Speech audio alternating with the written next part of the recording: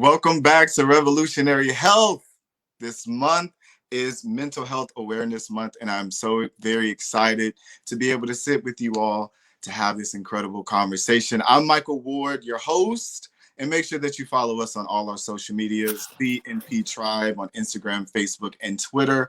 But most importantly, make sure that you comment, ask questions, interact with us. We want to be able to have a great conversation tonight because I think this topic is so very, very incredible and important to our community with everything that we've been going through here. So I'm very excited to bring on our guest. I've got Machel Hunt, who will be joining me for a conversation here about mental health, and he's an accredited relationship counselor and psychosexual therapist here in Atlanta, Georgia. He's originally from London, England, and you may have seen him on Fox News, Sky TV, News One, and Bravo with Real House of Atlanta. Candy and Todd helping them resolve some of their relationship issues. He's passionate about working with the Black community and is active in providing education and support to the community, which he's a part of. And he's often volunteering at pride events around the city and facilitating workshops for gay men. So without further ado, I will bring on Machel Hunt with a virtual round of applause from everybody in the audience here for you. Hey, Michael, how are you? I am well. It's so good to see you. It's really, really great to see you. I know we can't give our usual big hugs, but I'm giving you virtual hugs from across the room. I know, and I receive it and I send it right on back to you. Like we've been doing so much in this pandemic. Yeah. But how have you been? I've been actually quite amazing. I've been really, really good. The pandemic really kind of put a damper on things for most people.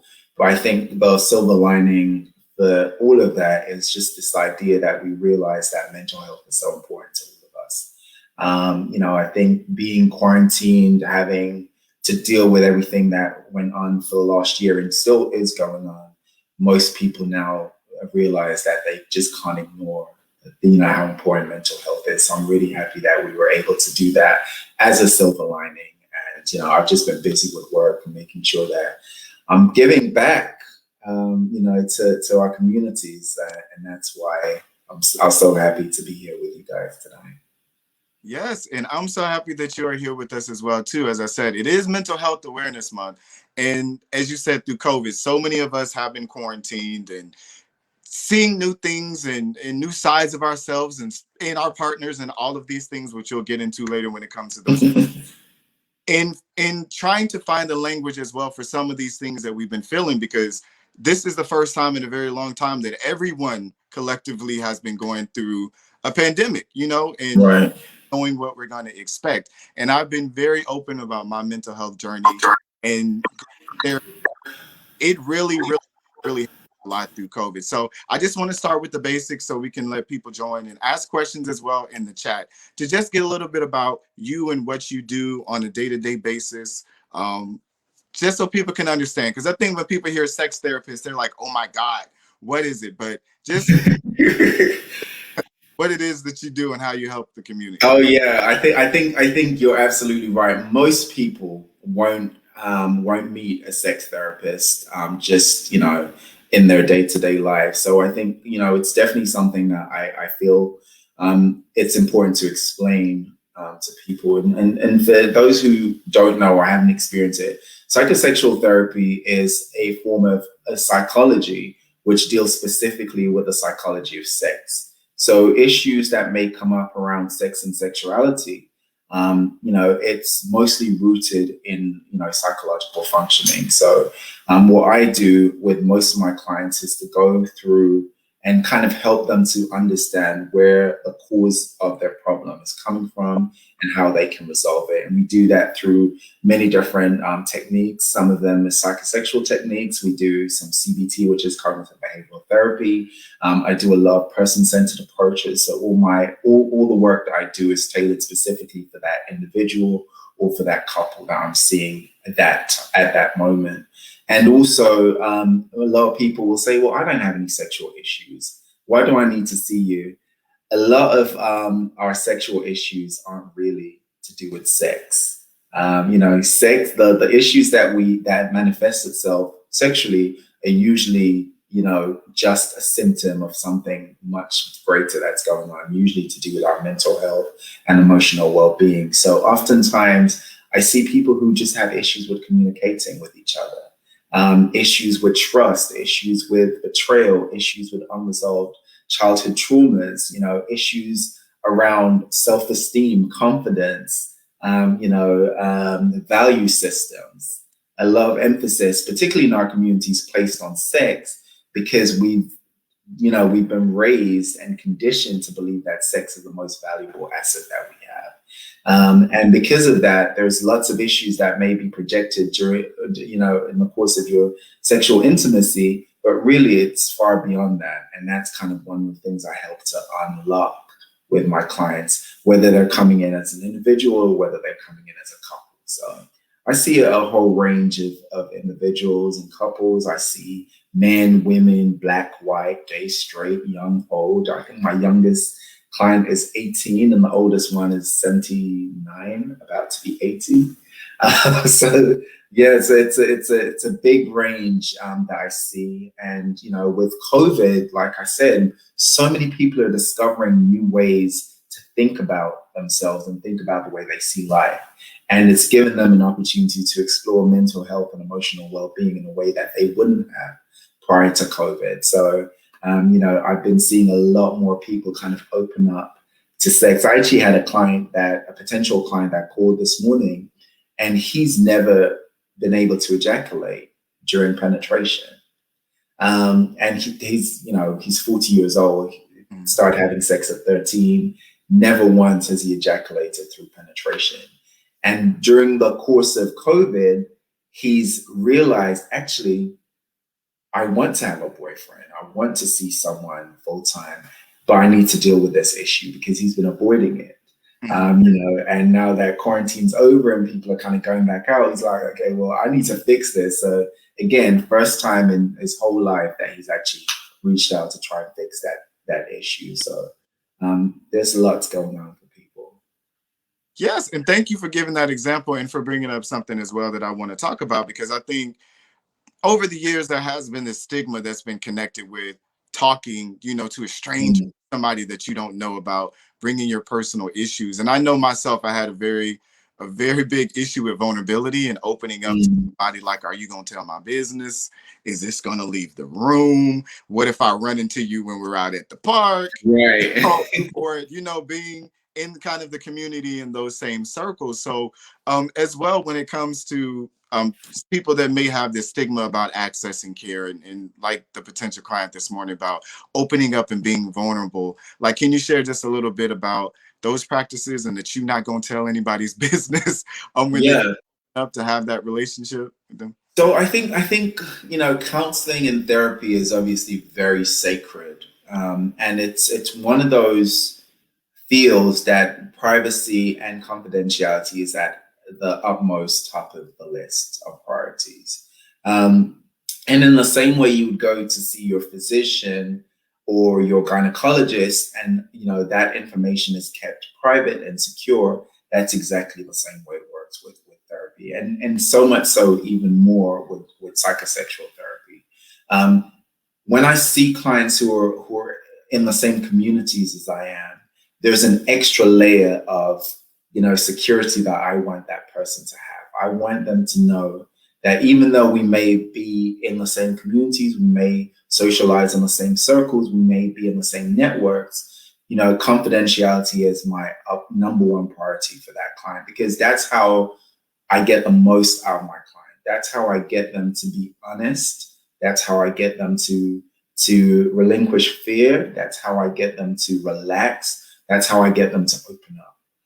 And therapy isn't possible without all of those things. So I always have to be reassuring that your care is a priority for me, your privacy is a priority for me, and also your confidentiality. So, and that goes both ways. So, I think oftentimes I've always said to my clients, if we're out in public and you want to say hello, then I'm going to let you say hello. I won't be the one to initiate that. And my clients do. They always want to say hello. And sometimes they'll want to even introduce me as their therapist to the people they're around. Now, I'm not uncomfortable with that because that's their choice, and I'm okay. You know, I think everyone knows what I do anyway, because I've been doing it for so long. But you know, I think it's up to the clients. And one of the things I found really fascinating is that therapy is not so much under the rug anymore. Mm-hmm. People are much more open than they'd ever been. I've been a therapist for 18 plus years.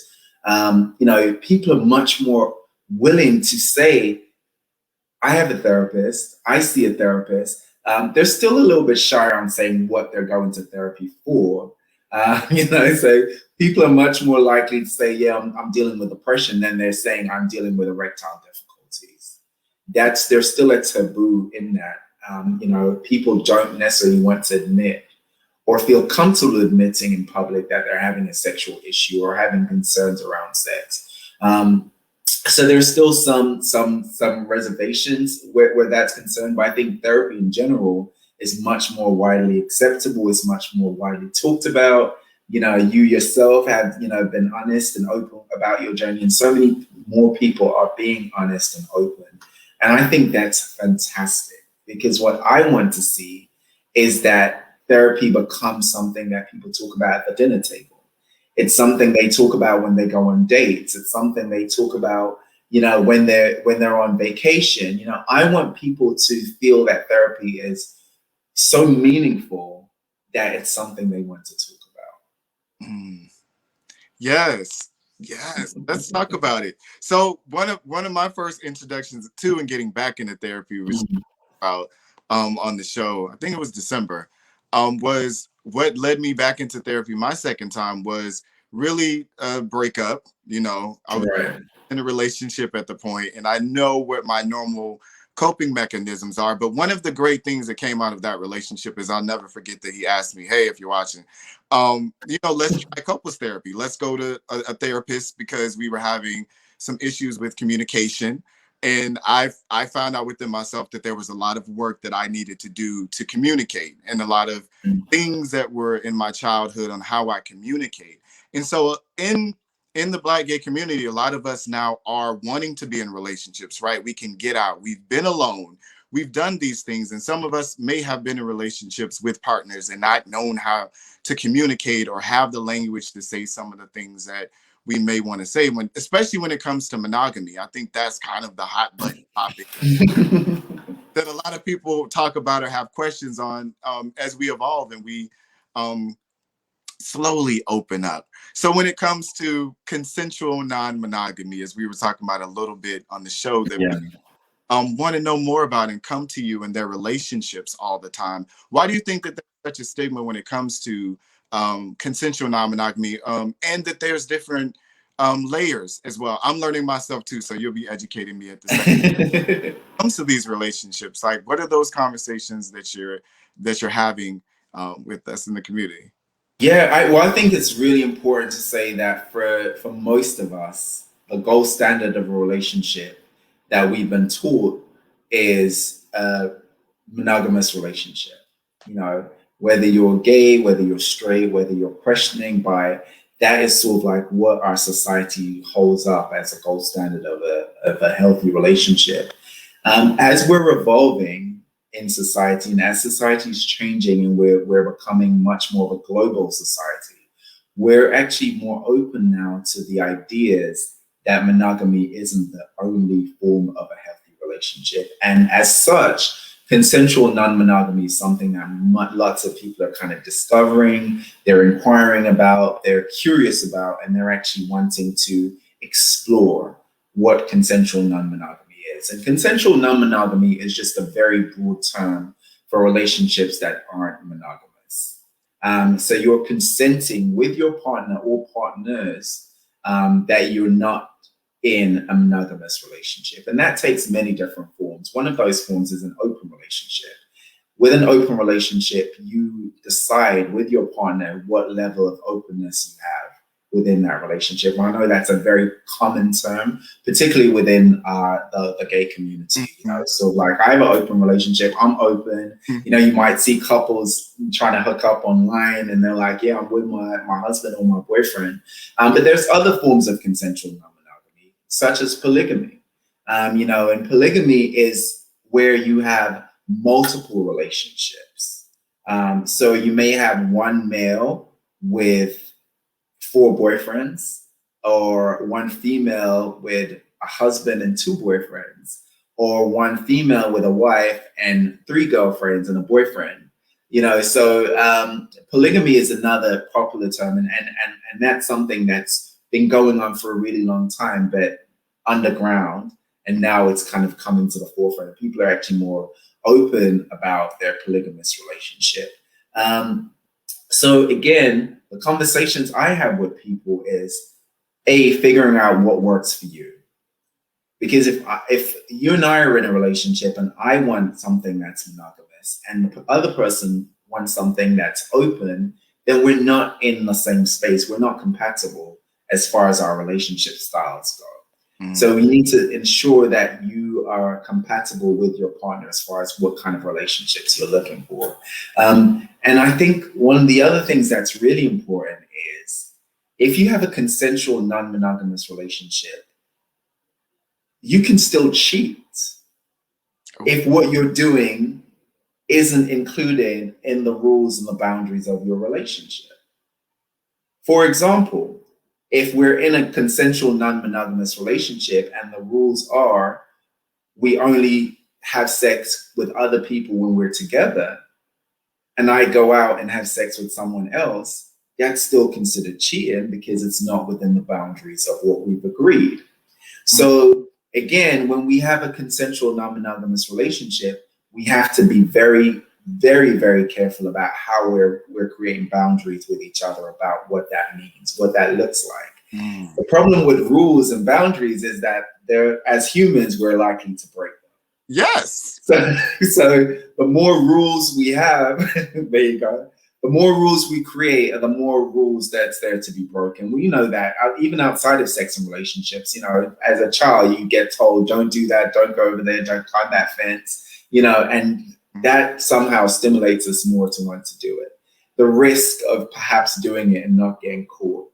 The risk of that adrenaline that comes with thinking, I know I shouldn't be doing this, but you know, I'll see how far I can go. I'll push the boundaries. So the more rules they are, the more rules to be broken. So I think my conversation is always, you know, figure out what works for you and what works for your partners.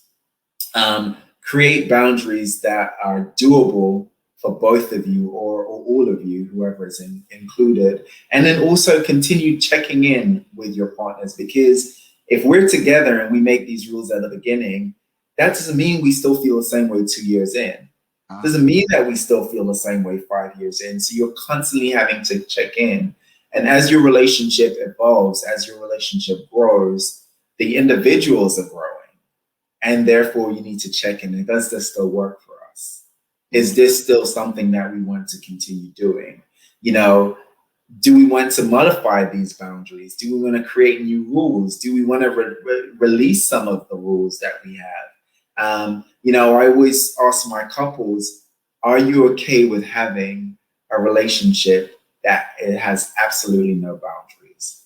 And almost everyone will say no. I don't know. What kind of relationship would that be? You know, but then they create these boundaries that neither of them or one or all of them aren't able to stick to.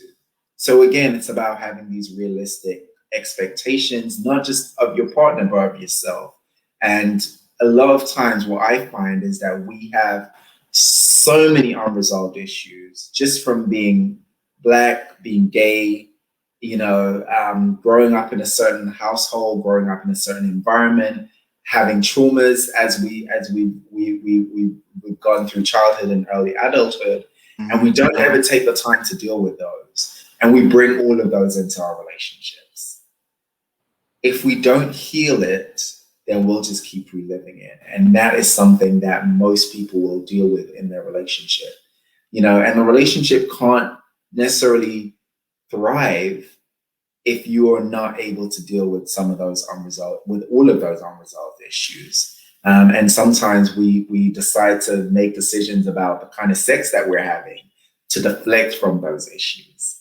So rather than dealing with the concerns and dealing with the issues, we just deflect from it. We decide, oh, let's just have an open relationship. Let's just have sex with whomever we want. Let's just forget the rules. Who made these rules anyway? These rules are antiquated, they're old, That it's a deflection for most of us. So I talk about all of that in my work. Yes, because that was how I was in a conversation with a lot of like. So we just ain't going. We just gonna do what it is. Well, for me, something in that of how do you find the language? So many of us to kind of put the language or even find that space of vulnerability and intimacy with our partners. And Johnny asked a very important question in the chat. What advice do you have for folks who are struggling putting their feelings on the table for their partners? Not just concerning monogamy, but other issues that they may be having sexually with their libido, their sex drives, erectile dysfunction, difference of sexual variety. How do we put that, into words for our partners? Yeah. Well, first of all, it's not easy. Let's just acknowledge that. Communicating for a lot of us are not easy. And communicating our feelings gets even more difficult because somehow that there's a judgment placed on that. And none of us want to feel judged. None of us want to feel that the person we love and care about and is in a relationship is looking at us as less than. So the first thing is recognizing that we're all in the same boat. I'm feeling judged by sharing with you. You're feeling judged by sharing with me. And if we're both on that path of feeling judged, then we're not able to really let those barriers down to express our feelings. So that's the first thing. The second thing is to be able to trust the person you're with. Mm. You have to trust that you're able to share with them intimate feelings and thoughts, and it's not going to be used against you. If you don't have that trust, then it's going to be very hard to put those feelings into words. Again, you're going to be skirting around it. You're going to be deflecting. You're going to be using different methods of communication other than this is how I feel. This is what I think. You'll act out. So trust is important. Recognizing that we're all in the same boat is also important. And secondly, learning what your and thirdly, I should say, is learning your style of communication. Oftentimes, words are difficult for us to articulate. And sometimes we will have nonverbal communication. And we expect that our partner is going to pick up on that without saying anything. We expect, I'm not usually like this, something's wrong. But then I asked you what's wrong, you haven't told me. So recognizing that those nonverbal communication might not work for the other person. You might be thinking you're showing everything in your body language, in your facial expressions, in your eye movements. But if the other person doesn't have the same level of understanding of what your body is saying, then that communication is lost. So you have to be able to express what you're feeling in a way that is understood by your partner. That's the third thing. And secondly, I'm sorry, I keep saying secondly, I'm not sure, we're way past second. And the other really big thing about, when you're struggling with your emotions is sometimes you need to step outside of that relationship. Sometimes you need to just seek help somewhere else. So oftentimes, if you have someone that you trust that you can share that with, they'll be able to help you to formulate words, particularly if that person knows who you're talking about and knows who you're in a relationship with, then they can help you to formulate a strategy that will help to transition you into sharing that with your partner. But it's absolutely important to be able to talk to your partner about what you're feeling and not just do. You have to be able to say it. You have to be able to communicate. and you have to be able to articulate. So there's three things that I say is important when you're communicating your feelings. One is being concise. Say what you actually feel. The second one is to be consistent. Don't say something that you mean and then retract it out of fear, because then that's sending mixed signal to your partner. And the third part of that, so we have being concise, being clear, being consistent with what you say, and thirdly, being very aware that that person may be having difficulties understanding what you're saying. So the clarity, the conciseness, and the understanding, those are three things that you need when you're communicating your feelings. Come on, break them down. Clarity, understanding, things that I'm on as well. And we have another question from John Jordan that asks, how do I work on being interdependent to allow myself to be able to rely on someone in a relationship? I feel I struggle with being too independent. Thank you for that question as well. Wow, thank you, John, for that question. The too independent. Okay. Well, I think independence is extremely important, particularly in relationships. You don't ever want the relationship to become more important than the individuals in it. So independence is extremely important. Now, there's a way you can be independent and still be reliant on a partner in a relationship. And that's quite important as well. So in order for you to not feel too independent, you have to allow your partner in.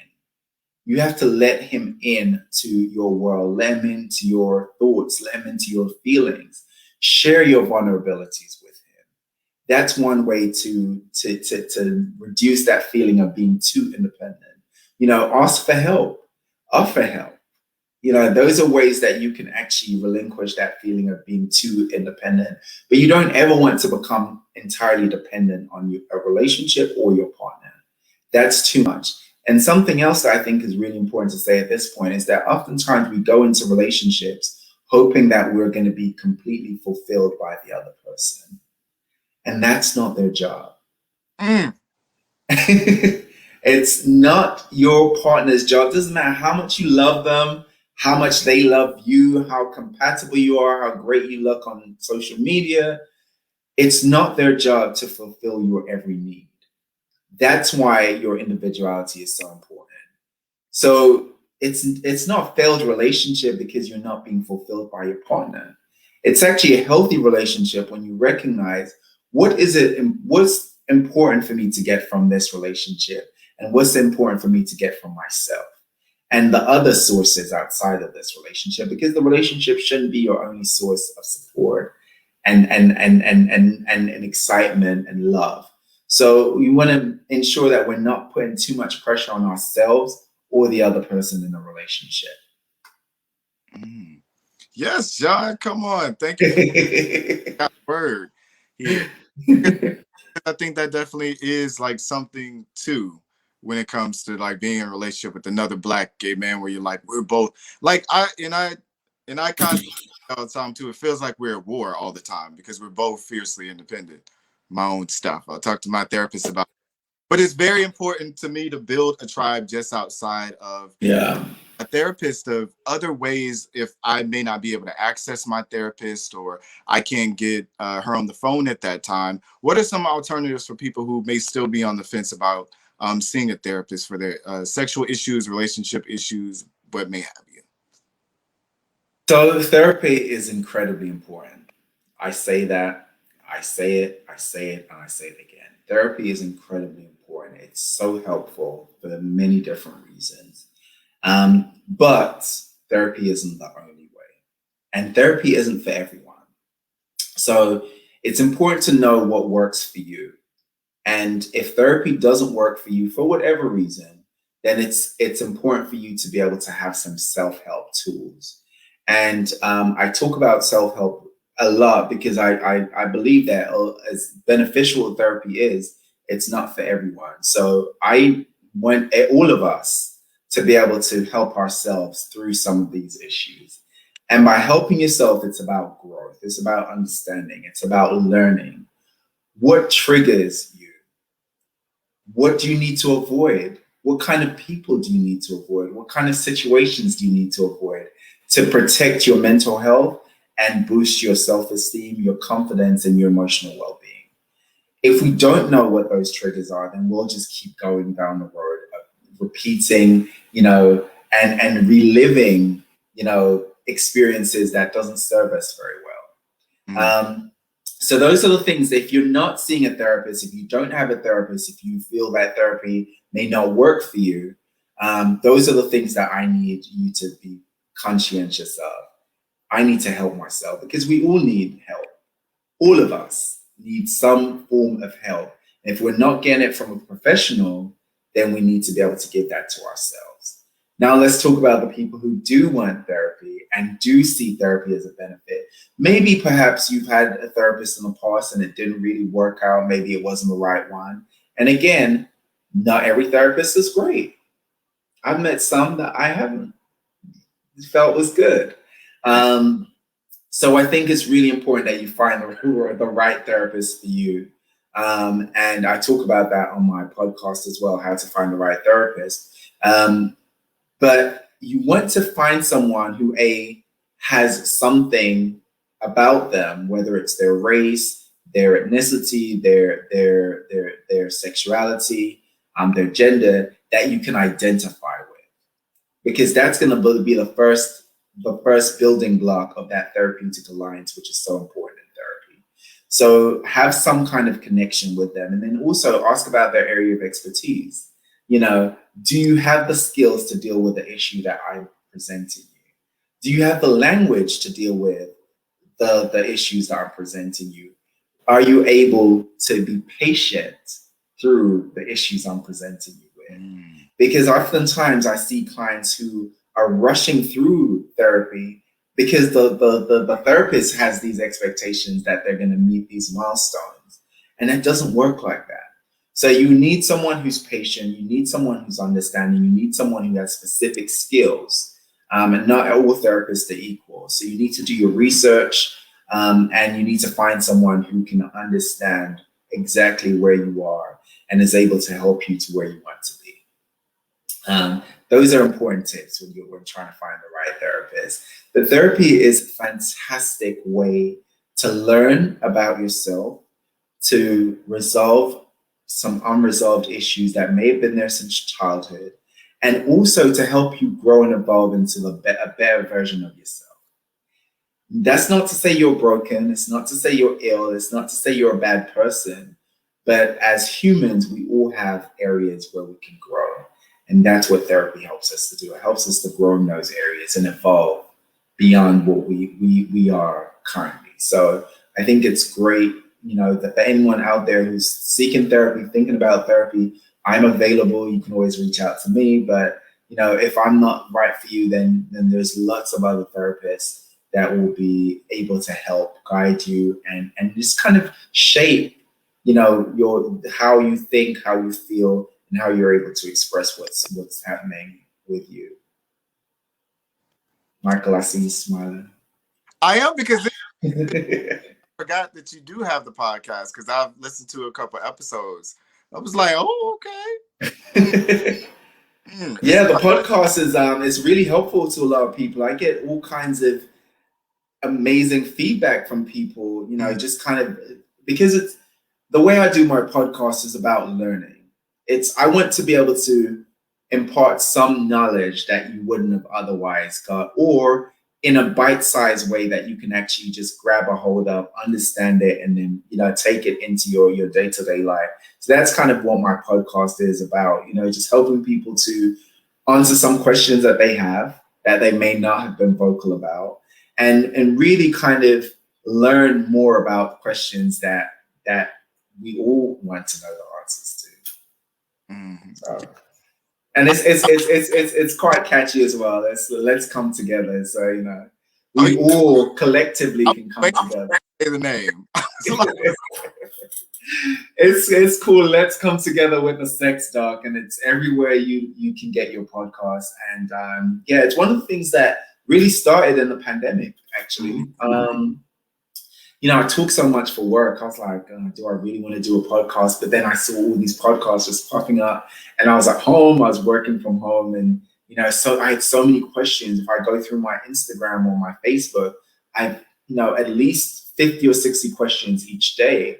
So I just pick out ones that had common themes, and I was like, what? Let me talk about this.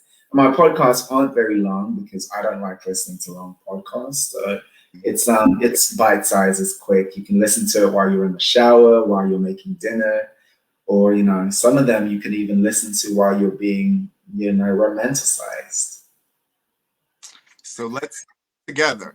But I wish we could sit here and talk all day, but I'm pretty sure at this point that you're very busy. You have clients that want your time and your attention. So before we get out of here, if the people don't know where they can find the podcast, we did drop it in the chat. But other social media, if they do want to access you because now they feel more comfortable with you, how can they therapy? So I am very active on Instagram, and my Instagram is relationship and sex doc. And yeah, you can always DM me on there. I'm very good at responding to DMs. I think it's important to have that interaction. You can also check me out on my website, which is sextherapyforyou.com. And again, if you have a sexual issue or you have an issue with relationships, great, that's my area of expertise. But I also see people who have issues around other forms of mental health, issues around, emotional well-being, issues around depression, issues around, dealing with difficult situations. I deal with all of those things. So please reach out. You can book I do a free consultation. So for anyone who's interested, who, has some questions they want to get answered before committing, it's a free, no obligation consultation. And you can have that if you just go online. So go on the website and do that. I also have an online store with lots of amazing goodies and treats. And, there's lingerie, there's underwear, there's sex toys. There's something for everyone on there. And that's called sexdaybymachel.com. So you can go on there, you can shop. And the good thing about that is I'm such a big believer in giving back. So 10% of all the sales on that website actually goes into a fund that helps people who are on low income or are unable to afford therapy. So that's kind of my way of giving back. So we love to see. Come on, give back. So y'all heard it, Tribe. Make sure that you access the resources as well. Find out as much information as you can. And as well, the free services, the podcast, is Instagram, which also has relationship and sex tips on there too. So go and check it out. But most importantly, tell a friend about this episode, share it. Maybe if you're having issues with your partner or partners, whichever that you prefer, maybe y'all can watch the video together and kind of work on your communication. But as always, I'm so glad that you are here with us. Make sure that you follow us on our social media at CNP Tribe. Thank you so much again, Machel Hunt, for joining me on this month's episode of Revolutionary Health. Until next time, make sure that you see yourself, and I'll see y'all later. Bye.